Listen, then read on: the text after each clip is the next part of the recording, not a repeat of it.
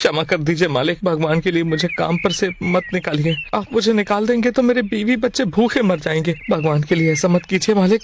तेरे बीवी बच्चे भूखे मरते हैं तो मरे, उससे मुझे क्या। ये ढाबा मेरा है और मैं इस ढाबे का मालिक हूँ, समझा। ये सब करने से पहले तुझे एक बार सोचना चाहिए था। अब चल निकल जाए यहाँ से और फिर मुझे कभी दोबारा अपनी शक्ल मत दिखाना, समझा ना।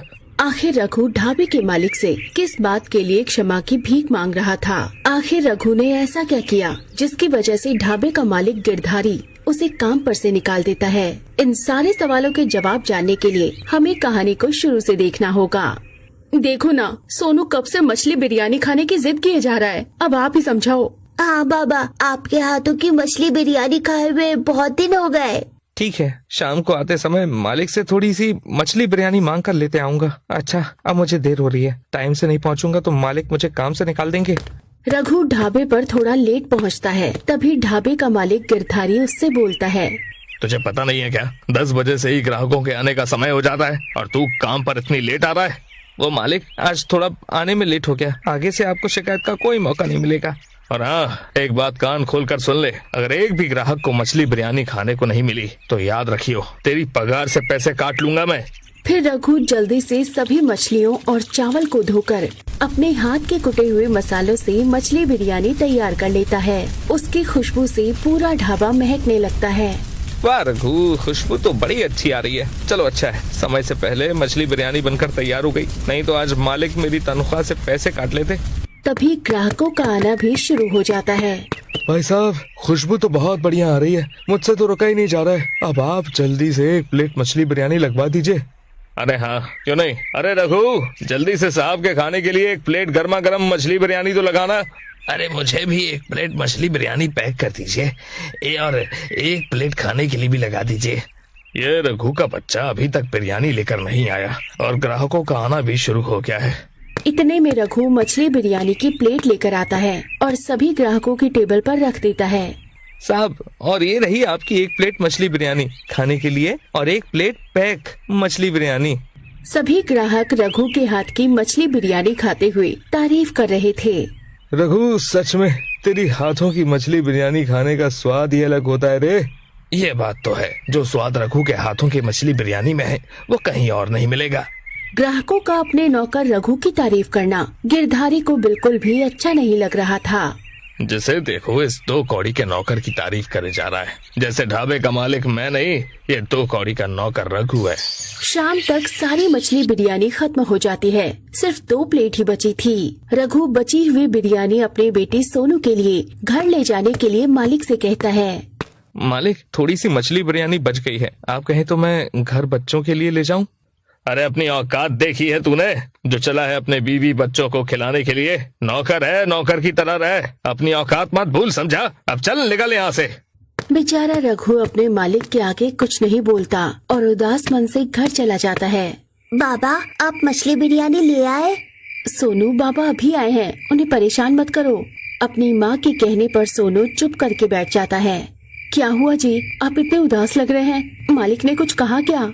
मैंने मालिक से थोड़ी सी बची हुई मछली बिरयानी घर ले जाने के लिए मांगा तो उसने मना कर दिया। सोनू कितने मन से मछली बिरयानी खाने की जिद कर रहा था, सोचा था आज उसे खिला दूंगा। जाने दीजिए, आप क्यों उस खड़ूस मालिक की वजह से अपना जी जलाते हैं। हम गरीब है ना, इसलिए वो हमें अपने सामने कीड़े मकोड़े से ज्यादा कुछ नहीं समझता। आप जल्दी से हाथ मुंह धो लीजिए, मैं आपके लिए खाना लगा देती हूँ।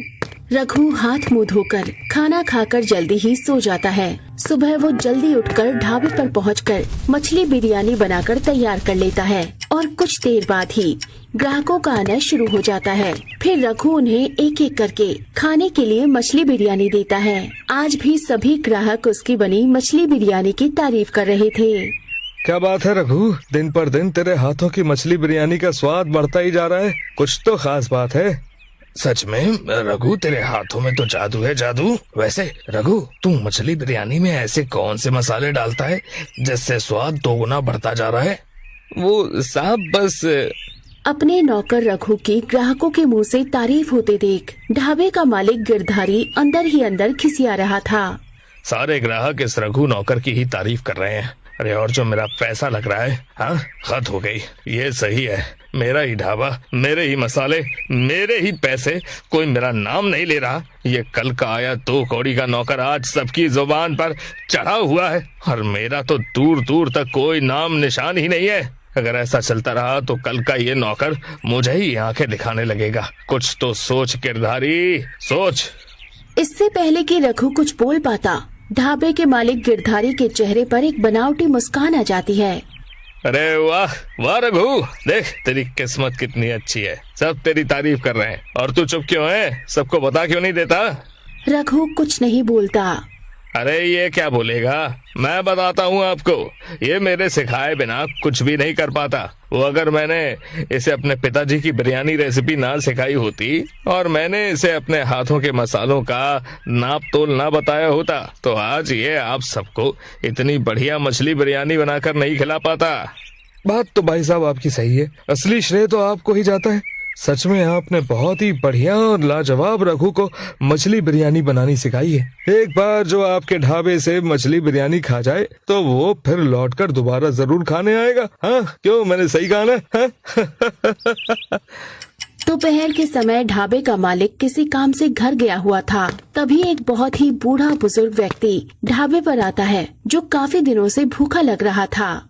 कई दिनों से भूखा हूँ, भगवान तुम्हारा भला करेगा, कुछ खाने को दे दो।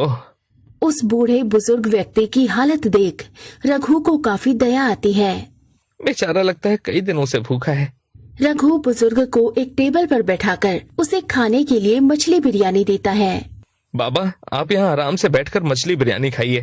तभी वहाँ ढाबे का मालिक गिरधारी आ जाता है और वो रघु को बूढ़े आदमी को मछली बिरयानी देता देख लेता है। तेरी हिम्मत कैसे हुई? तू मेरे पीठ पीछे ढाबे का मालिक बना बैठा है, हाँ? और इन भिखारियों को मुफ्त में बिरयानी खिलाए जा रहा है। तू हर रोज मेरे पीठ पीछे यही करता होगा। इतना बड़ा धोखा आज तू मुझसे नहीं बचेगा। नहीं नहीं मालिक, मेरा विश्वास कीजिए, मैंने आपके पीठ पीछे कभी भी किसी को भी बिरयानी नहीं खिलाई। वो तो ये बेचारा बूढ़ा बहुत भूखा था।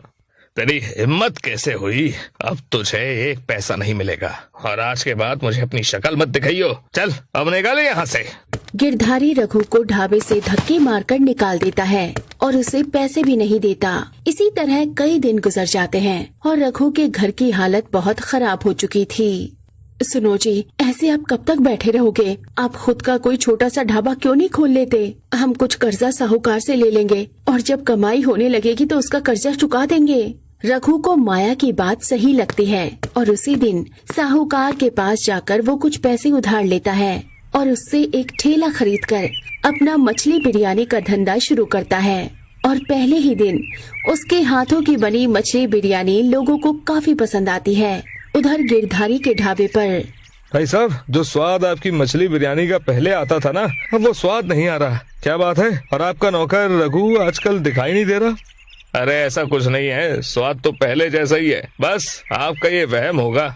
तभी दूसरा ग्राहक बोलता है, अरे नहीं भाई साहब, हम इतने सालों से आपकी मछली बिरयानी खा रहे हैं, उसका स्वाद तो हमारे दिल में उतर चुका है। आपकी बिरयानी में अब वो बात नहीं रही। हमें नहीं खानी आपकी ये बेस्वाद मछली बिरयानी। हमने सुना है आपके नौकर ने भी अपना मछली बिरयानी का धंधा शुरू कर लिया है और लोग कह रहे हैं उसके हाथों में वही जादू और वही स्वाद है जो आपके यहाँ की मछली बिरयानी में था। इस पर ढाबे का मालिक कुछ नहीं बोल पाता। धीरे धीरे गिरधारी के ढाबे से सभी ग्राहक रघु के ठेले पर जाकर मछली बिरयानी खाने लगे। वाह रघु, जो स्वाद तेरे हाथों में है वो स्वाद अब गिरधारी के ढाबे में नहीं रहा। अब तो मैं हर रोज तुम्हारे पास ही मछली बिरयानी खाने आया करूँगा।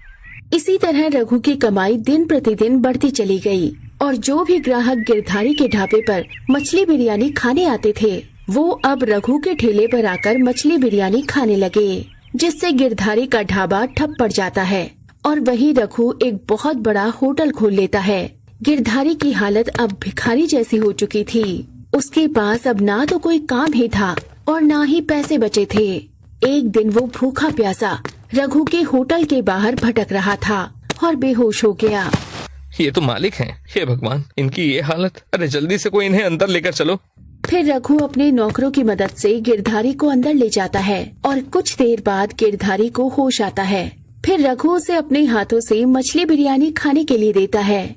रघु, मैंने तेरे साथ इतना कुछ किया और तू मुझे खाने के लिए मछली बिरयानी खिला रहा है। रघु, मुझे माफ कर दो, मुझे मेरे किए की सजा मिल गई है। मालिक, इंसानियत भी कुछ होती है। आज अगर आप मुझे ना निकालते तो शायद मैं कभी इतने बड़े होटल का मालिक ना बन पाता। गिरधारी को अपनी गलती का एहसास हो चुका था। उसकी हालत देख रघु उसे अपने साथ होटल में काम पर रख लेता है।